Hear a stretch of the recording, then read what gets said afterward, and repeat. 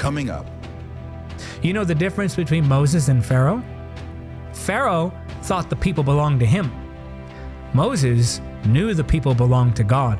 That's why one was a great leader and one was a dictator that God had to overthrow. What if the place you go to for truth is actually leading you deeper into control, confusion, and fear? Could it be that what looks like a church is actually a cult? Now, we all know that as believers, we should be planted in a local body of like-minded fellow Christians. But so many believers struggle to find that place to call their church home, whether from past hurts or maybe theological differences. There is a struggle sometimes. We have to acknowledge that when it comes to trying to find your church home. So what I want to do is I want to take a very balanced, very biblical, very grace-filled look at this particular topic. Signs that you may be in more of a cult than a church. I'm going to tell you some things that will maybe open your eyes about the way the church operates. Remember this, pastors are there for spiritual guidance, not for spiritual dictatorship. Your pastor is a covering, not a lid. So here are some signs that your church can be red flagged. Now, keep in mind that some churches may have some of these issues that they're working through. Maybe in the culture, there are some unhealthy dynamics that they're trying to fix. So give some grace with these, but do be aware of them, okay? The first one I'll give you is that righteousness is equated with an extra biblical adherence to a specific set of rules and expectations. Colossians 2:16 says, "Don't let anyone condemn you for what you eat or drink, or for not celebrating certain holy days, or new moon ceremonies, or Sabbaths." Interesting. So be careful when they try to put extra biblical restrictions on you and then condemn you for not keeping what they say you need to do to be spiritual, but what the Bible doesn't. So in other words, oh, I didn't see you at Bible study on Friday. Are you a true disciple of Jesus? Well, who's to say that they're to set the schedule for your spiritual life? Again, this is not a complete red flag, but watch for this. Here's another red flag. Right standing with God is connected to right standing with a certain man or woman of God. In other words, if you have a disagreement with the pastor, you have a disagreement with God. That's not the case. Be careful of language like that. Here's a major red flag. Leadership is constantly overemphasizing ideas like submission to leadership. Now, submission to spiritual headship, that's biblical. But if there's an overemphasis on this, like every guest speaker's talking about it, every guest speaker's talking about how to honor your pastor, respect them, listen to them, it's probably because the pastor's telling the guest speaker to say that. And the pastor talking about it every sermon, and he or she ties your spiritual well-being to your relationship with them. Very, very dangerous.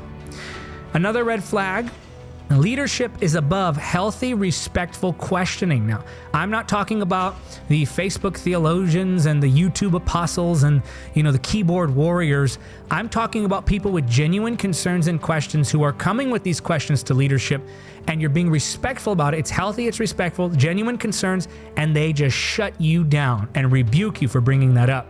If it was actually respectful and sincere and in love and grace and honor, they should actually address those questions.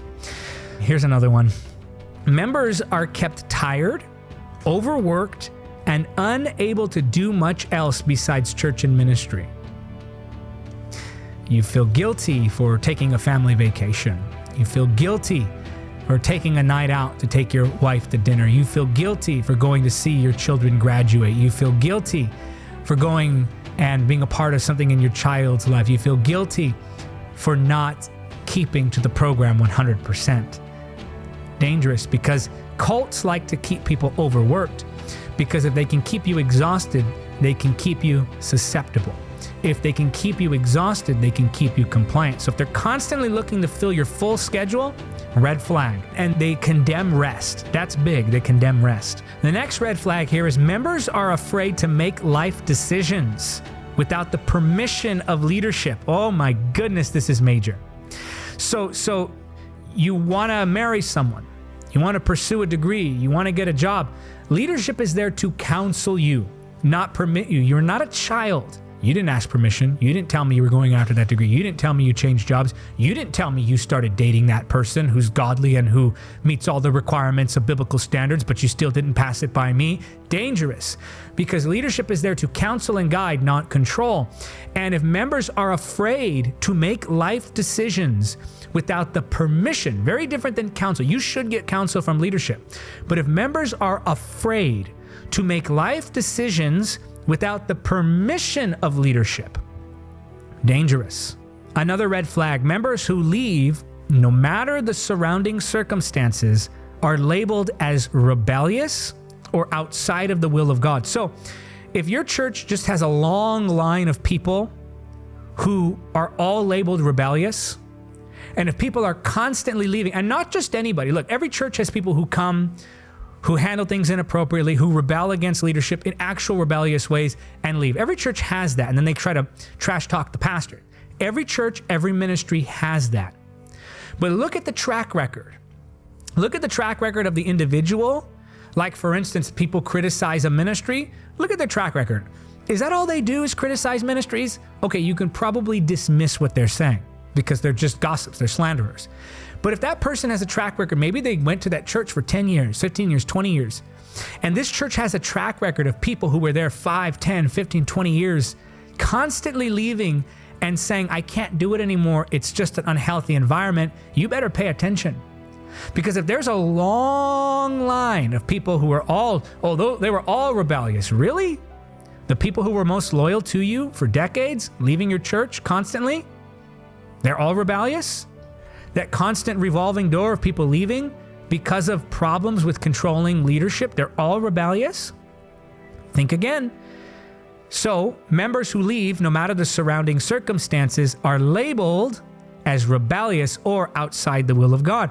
And by the way, if a man or woman ever tells you that you can't fulfill the call of God without their influence, that's control, that's witchcraft, that's manipulation, and that is a red flag, major red flag, major red flag if they tell you that you can't fulfill God's call without their influence. Major red flag. Another red flag, members are discouraged from fellowshipping with believers from other churches and ministries. I'll leave that one right there. I think that's clear enough. Members are afraid of missing any church function for any reason for fear of being rebuked, looked down upon, or otherwise ostracized. Next, members are seen as belonging to a man or woman of God. In other words, pastors fighting over people as if they're property. Hey, you didn't tell me so-and-so is going to your church. That's my couple. That's my family. Those are my members. No, they're not. They're God's people. You know the difference between Moses and Pharaoh? Pharaoh thought the people belonged to him. Moses knew the people belonged to God. That's why one was a great leader and one was a dictator that God had to overthrow. The Holy Spirit leads with truth, not fear, with freedom, not manipulation.